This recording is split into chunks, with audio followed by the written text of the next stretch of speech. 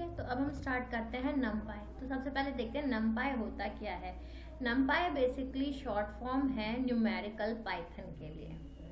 यानी पाइथन पे अगर हम न्यूमेरिकल ऑपरेशंस परफॉर्म करना चाहते हैं तो हमें numpy लाइब्रेरी इंपोर्ट करनी पड़ती है। High level algebra, linear transformation, ऐसे फॉर्मूलाज यूज करने हों तो हमें numpy यूज करना पड़ता है। ठीक है, numpy का स्टार्टिंग हुआ था 2005 में। ट्रेविस ओलिफेंट थे जिन्होंने इसको इंट्रोड्यूस किया था। जब हम कहते हैं कोई भी चीज़ ओपन सोर्स है मतलब वो फ्री है।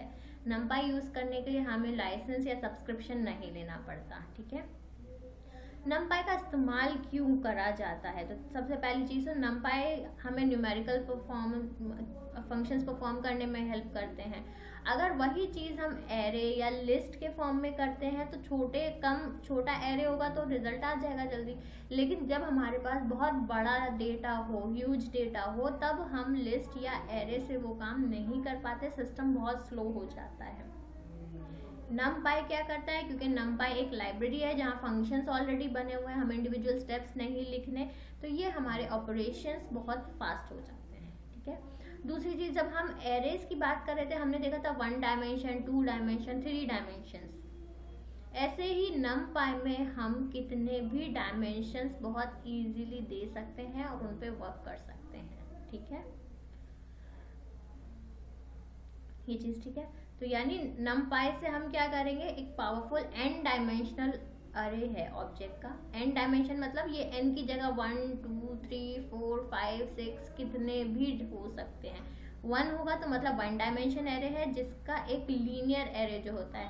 2 होगा तो 2 डायमेंशन है जहां हमारे पास मैट्रिक्स के फॉर्म में आएंगी चीज़ें, वो हम अभी नीचे करेंगे तो साथ के साथ गो थ्रू करेंगे। ठीक है, ऑलराइट। अगर हमारे सिस्टम में numpy इंस्टॉल्ड नहीं है तो हमें सबसे पहले numpy इंस्टॉल करना पड़ता है। numpy इंस्टॉल करने के लिए क्या करेंगे, आप अपने सिस्टम पे जाएंगे, सर्च पे जाएंगे, आप एनाकोंडा पावरशेल प्रॉम्प्ट पे जा सकते हैं, आप कमांड लाइन पे भी जा सकते हैं, उससे भी हो जाएगा। ठीक है, आपने खोला एनाकोंडा पावरशेल प्रॉम्प्ट और आपको क्या करना है, वहाँ पे इंस्टॉल करना है numpy। तो उसके लिए वो हम कमांड यूज करते हैं pip install numpy।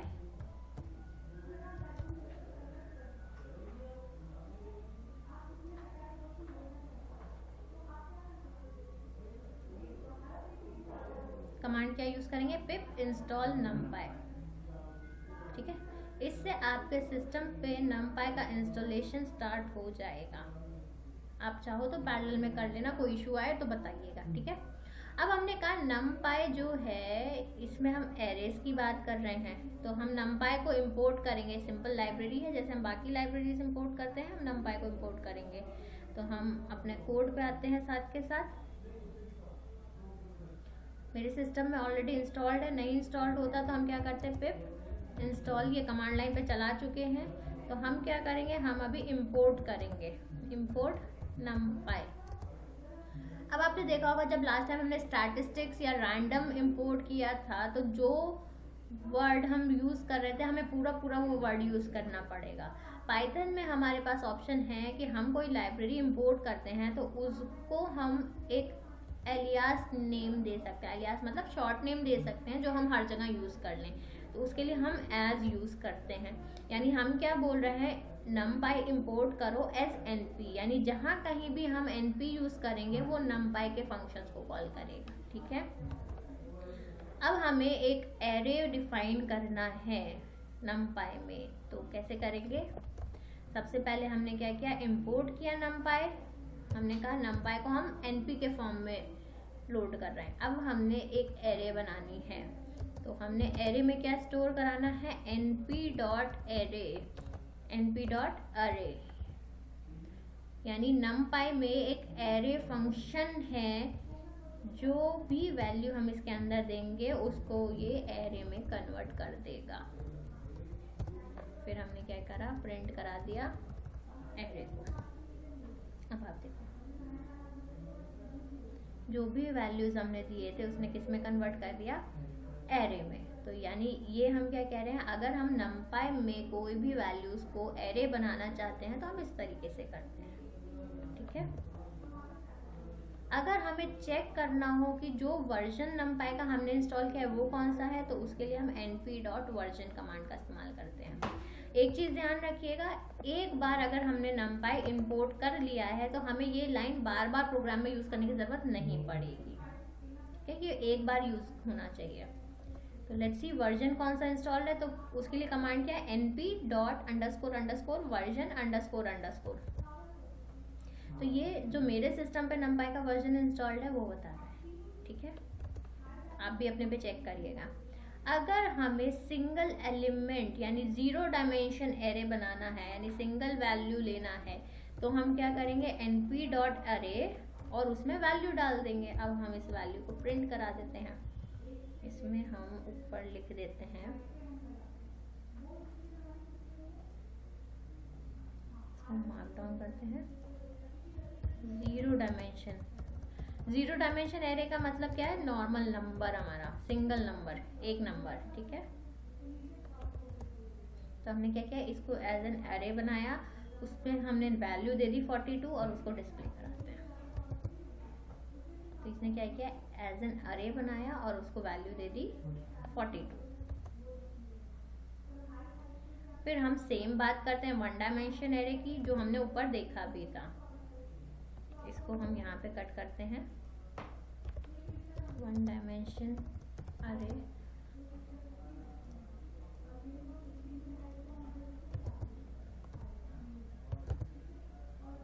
ये क्या हो गया, एक सिंगल डायमेंशन की बात हो रही है मैट्रिक्स में, एक सिंगल रो है, कॉलम्स बहुत सारे हैं, रो सिंगल है, तो हम इसको 1 डायमेंशन बोल रहे हैं, ठीक है। यही चीज हम जब 2 डायमेंशंस की बात करेंगे तो हम कैसे करेंगे, पहले हम रोज के कॉन्टेक्स्ट में देंगे, फिर हम कॉलम्स के कॉन्टेक्स्ट में देंगे। अब हम कहते हैं 2 डायमेंशन अरे।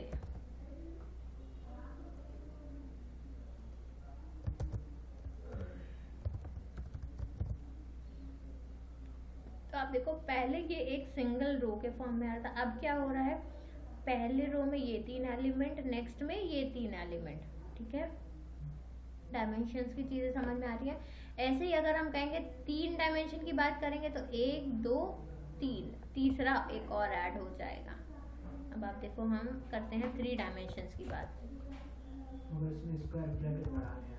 हाँ, आपका ब्रैकेट रिप्रेजेंटेशन बढ़ेगा।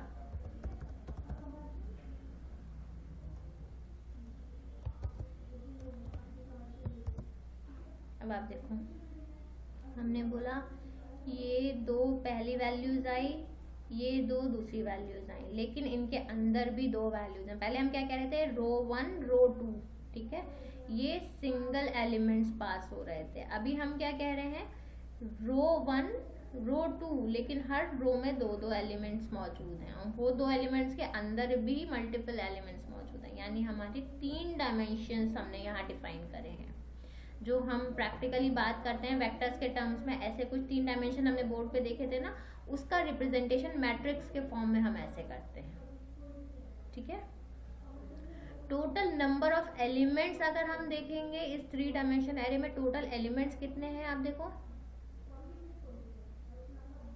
चलो इस पे भी आएंगे हम, टोटल एलिमेंट्स कैसे निकालना है। पहले हम देखेंगे, अगर हमारे पास एरे है तो हम उसका डायमेंशन कैसे चेक करेंगे। डायमेंशन चेक करने के लिए हम फंक्शन यूज करते हैं ndim, यानी डायमेंशन का अरे, सॉरी जो भी एरे है उसका डायमेंशन क्या है, हम यहाँ इन्हीं में ही करते हैं। पहले हम प्रिंट कराते हैं एरे को, और फिर हम प्रिंट कराते हैं एरे का डायमेंशन क्या है, उसके लिए हम ndim यूज करते हैं।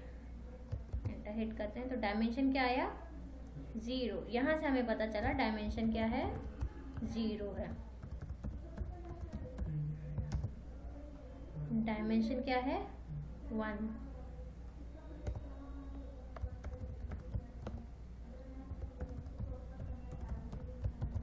डायमेंशन क्या है, 2।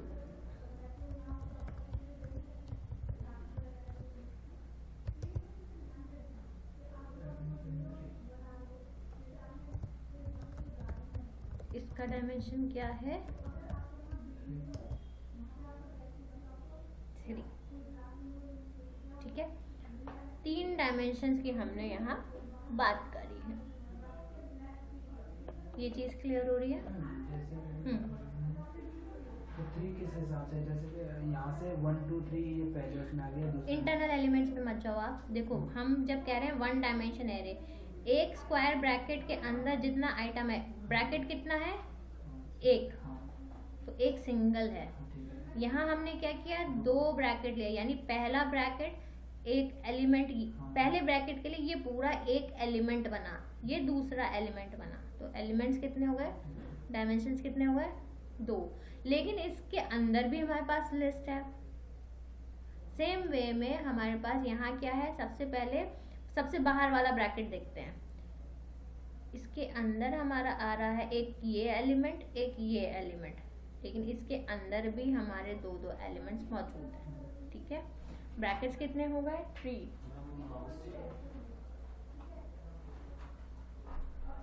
तो डायमेंशंस कितने हो गए, 3। थोड़ा कंफ्यूजिंग होगा अभी स्टार्टिंग में, जब हम प्रैक्टिस करेंगे तब ये चीज़ समझ में आएगी आपको। जब हम ईडीए पे आएंगे ना, ये चीज़ें प्रैक्टिकली हम वहाँ यूज़ करने वाले हैं। ठीक है, अगर हमें टाइप पता करना हो तो उसके लिए हमारे पास टाइप फंक्शन है। जैसे डेटा टाइप पता करने के लिए हमारे पास वहाँ भी एक टाइप फंक्शन होता था, यहाँ भी हमारे पास एक टाइप फंक्शन है जो हमें ये बताएगा कि किस टाइप का हमारा एरे है। तो हम जो हमारे बने हुए हैं अरे, उन पे ही ये फंक्शन लगाते हैं। टाइप क्या है, numpy अरे, चाहे वो 2 डायमेंशन में हो, चाहे वो 3 डायमेंशन में हो। यानी ये एरे किस टाइप का है, ये numpy का n डायमेंशन एरे है।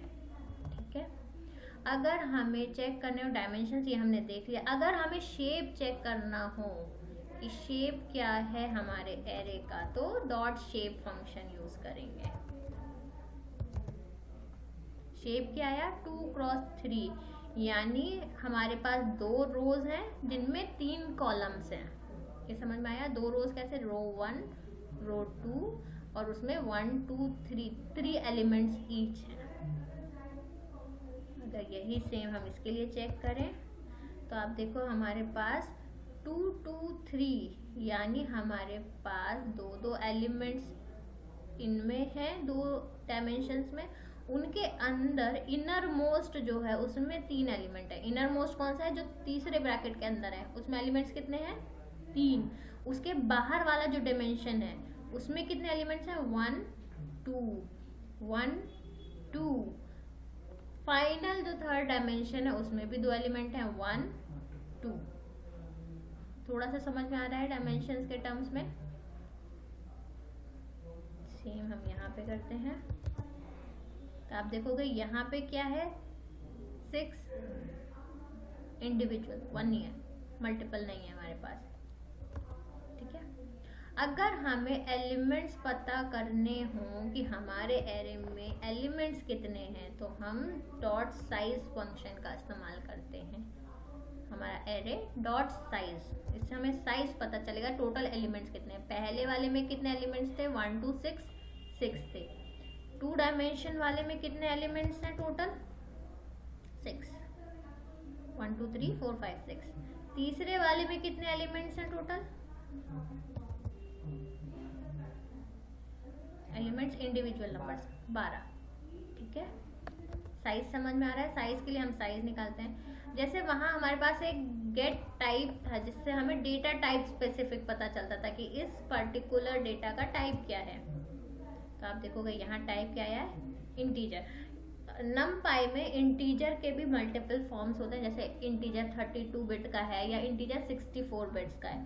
तो 32 या 64 नंबर ऑफ बिट्स बताएगा, कितने बिट्स में रिप्रेजेंटेशन है। इनिशियल वैल्यू आपको बताएगी क्या डेटा टाइप है। ये हम बाकियों के लिए भी सेम तरीके से लगाएंगे। ठीक है, तो आज हम देख रहे हैं numpy के कुछ फंक्शंस जो numpy में हम बेसिक यूज करते हैं डेटा एक्सप्लोरेशन के लिए। हम डायमेंशंस चेक कर सकते हैं, जो भी हमारा डेटा सेट है उसमें कितने डायमेंशंस हैं, उसका टाइप क्या है, शेप क्या है। बेसिकली शेप से हमें आइडिया लगेगा मैट्रिक्स किस टाइप का है, साइज से हमें पता चलेगा कितने एलिमेंट्स मौजूद हैं, और डी टाइप से हमें पता चलेगा डेटा किस टाइप का है। यानी डाटा को रीड करने के लिए क्योंकि हम एक्सेल या कोई फाइल से हाँ, करते हैं। हम डेटा का एक्सप्लोरेशन स्टार्ट कर रहे हैं। अभी हम फंक्शंस पढ़ रहे हैं, फिर हम यही चीज़ें ईडीएम में आगे यूज़ करेंगे। ठीक है, हमें साइज पता करना है तो साइज फंक्शन है, शेप पता करना है तो शेप फंक्शन है, डेटा टाइप पता करना है तो डी टाइप फंक्शन है। ठीक है, इंडेक्सिंग यहाँ भी सेम वैसे ही रहेगी जो हमने एरे के केस में पढ़ी थी। जब हम एरेस पढ़ रहे थे हमने कहा था पहला इंडेक्स 0 होता है, फिर 1 होता है, फिर 2 होता है, फिर 3 होता है ना। 1 डायमेंशन के केस में तो आपको ये चीज़ आराम से समझ में आ जाएगी। 1 डायमेंशन में तो इंडेक्सिंग का कोई इशू ही नहीं था, तो हम पहले 1 डायमेंशन से स्टार्ट करते हैं। ये चीज़ हम यहाँ पे इंडेक्सिंग लिख देते हैं इसी में। तो आप देखो एरे ऑफ 0 क्या है, 1। अगर हम कहें एरे ऑफ 2, एरे ऑफ 2 कितना होगा, 0 1 2। सेम वैसे ही है। हाँ, अब हम बात करते हैं जब हम 2 डायमेंशंस में आ रहे हैं तब हम इंडेक्सिंग कैसे करेंगे। अब देखो आप यहाँ पे क्योंकि 2 ब्रैकेट्स हैं तो यहाँ पे इंडेक्सिंग के लिए हमें 2 ब्रैकेट्स में इंडेक्सिंग भी करनी पड़ेगी। यानी लेट्स से हम प्रिंट कराते हैं एरे, पहले वैल्यू 2 ब्रैकेट्स हैं, 2 डायमेंशंस है, यानी पहला डायमेंशन दूसरा डायमेंशन। पहले हम देंगे पहले डायमेंशंस में कौन सा उठाना है, 0 का मतलब होगा पहला वाला ये, 1 का मतलब होगा दूसरा वाला ये समझ में आ रहा है। 0 का मतलब है इसमें से वैल्यू उठेगी, 1 का मतलब है इसमें से वैल्यू उठेगी। लेट्स से हम कहते हैं ARR, पहले हमने 0 लिया तो यानी इन 3 में से कोई वैल्यू उठने वाली है। अब कौन सी वैल्यू उठेगी वो हम यहाँ डिफाइन करेंगे, 0 1 2। लेट्स से हम 1 वैल्यू उठाते हैं। हमने बोला ARR 0 ऑफ 1, यानी पहले हम देखेंगे रो 1 रो 2। यानी हाँ, जो हमने पहले 0 रखा है इन हाँ, दोनों में से हाँ, पहले बड़े ब्रैकेट में से इंडेक्स उठाएगा, फिर इनर ब्रैकेट में से इंडेक्स उठाएगा। ये 2 ब्रैकेट हैं तो हमने यहाँ पे 2 डायमेंशंस की बात करी है। ठीक है, अब एलिमेंट कौन सा उठेगा आप बताओ, 2 आएगा। इसको रन करते हैं, एलिमेंट कौन सा आया, 2 आया। जैसे हम 0 को 1 करें तो 0 को हम 1 करेंगे तो अब 0 ये था, 1 ये था, हाँ, अब 5 आ जाएगा। ठीक है, सेम काम अगर हमें 3 डायमेंशन में करना हो तो हमें 3 ब्रैकेट यूज करने पड़ेंगे। ठीक है, अब देखिए इसमें ARR पहले हमने 1 चूज किया है तो आप देखना 3 ब्रैकेट है, सबसे पहला वाला हम ये हटाएंगे तो ये 0 बनेगा, ये पूरा आपका 0 कहलाएगा, ये आपका 1 कहलाएगा। हमने बोला हमें पहले में 1 उठाना है तो यानी हम नीचे वाले से वैल्यूज उठा रहे हैं, इस सेक्शन से वैल्यू उठा रहे हैं। फिर हमने बोला इसमें भी हमारे पास 0 और 1, फिर हमने 1 उठाया यानी हम 4 5 6 में से उठाएंगे वैल्यू। अब हमने बोला 0 1 2 हमें वैल्यू उठानी है 1 की, तो वैल्यू कौन सी उठेगी,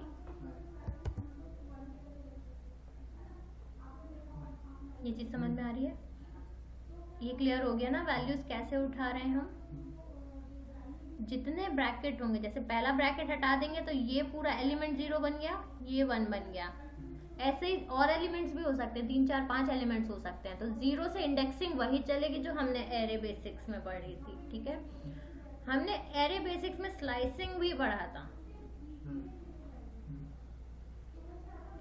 स्लाइसिंग भी आप यहाँ देखोगे। चलो स्लाइसिंग से पहले हमने यहाँ पे एक कॉन्कैटिनेशन वाली बात करी हुई है। अगर हमें एरे के कुछ एलिमेंट्स को आपस में ऐड करना हो तो हम वो ऐड भी कर सकते हैं। उसके लिए हमें क्या करना होगा, रेफरेंस एलिमेंट्स प्रोवाइड कराने होंगे।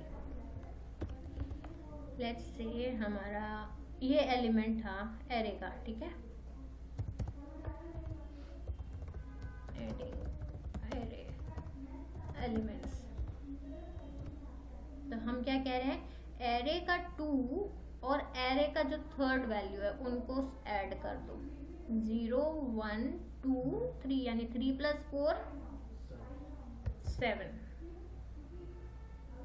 यानी हम एरे के एलिमेंट्स को ऐड कर सकते हैं। यहाँ करना होगा तो हमें 2 एलिमेंट्स के फॉर्म में देना होगा यही चीज।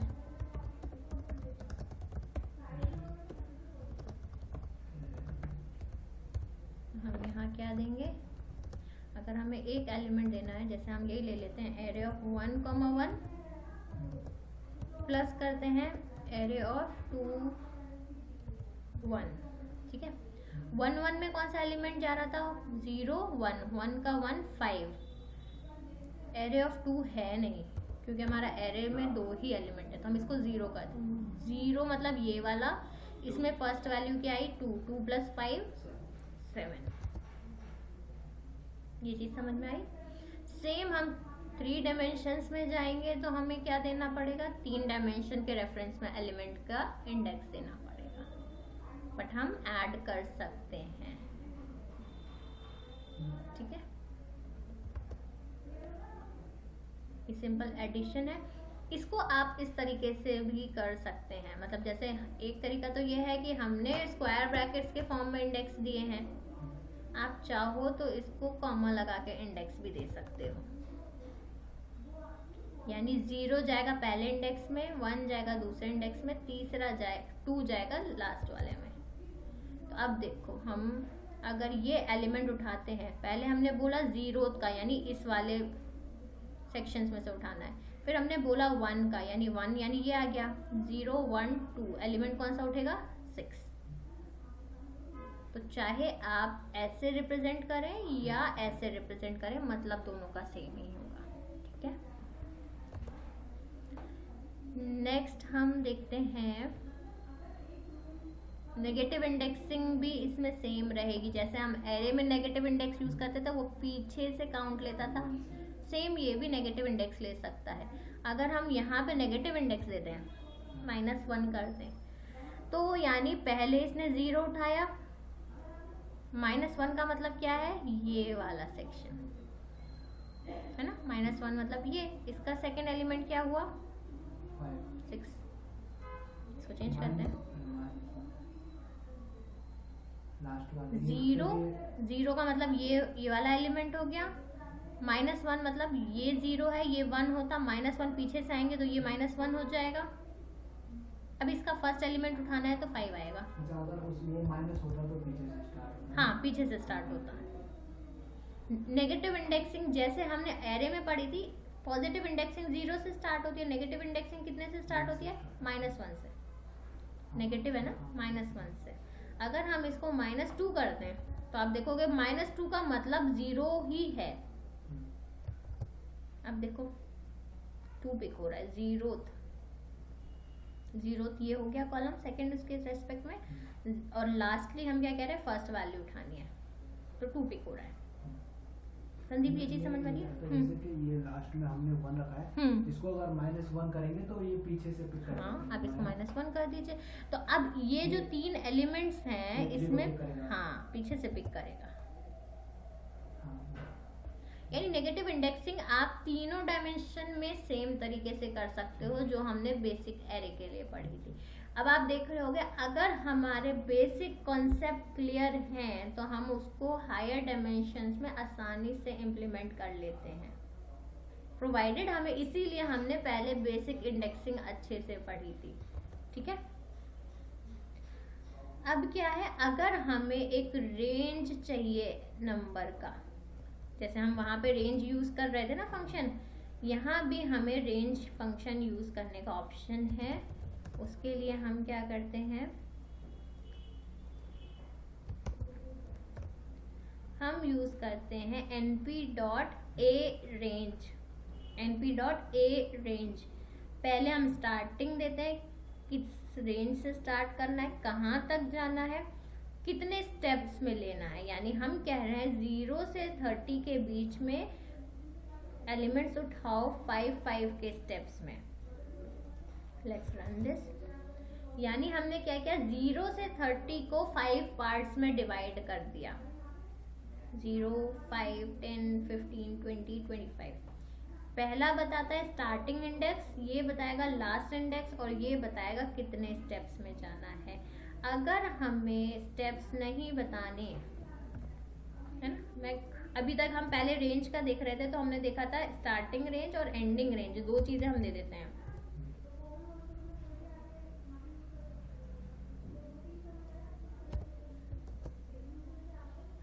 नॉर्मल हमने रेंज फंक्शन ऐसे ही पढ़ा था ना, स्टार्टिंग दिया एंडिंग दिया, 0 से 5 दिया तो सीक्वेंशियल मैनर में आ गया 0 to 5। अगर हमें ब्रेक चाहिए, यानी हम कहें 5-5 के सीक्वेंस जंप करके बताओ, तो 0 + 5 कितना होता है 5, 5 + 5 कितना होगा 10 + 5 कितना होगा 20 + 5 कितना होगा 25। यानी हमने बोला 0 से 30 तक हमें जाना है, लेकिन हमें 5-5 का गैप लेना है, यानी 0 से 30 के बीच में 5 पार्ट में स्लाइस करना है। ठीक है, और क्या है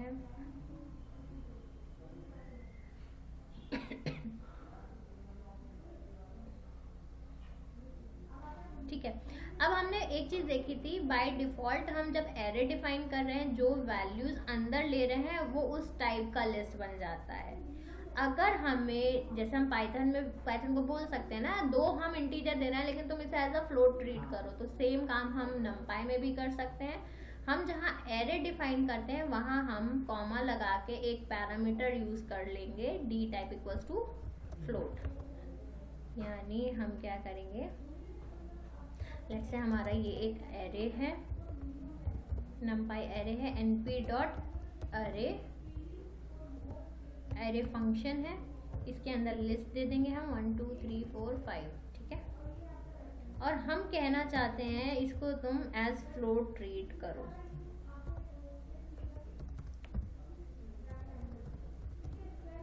इससे पता चल जाएगा हमें।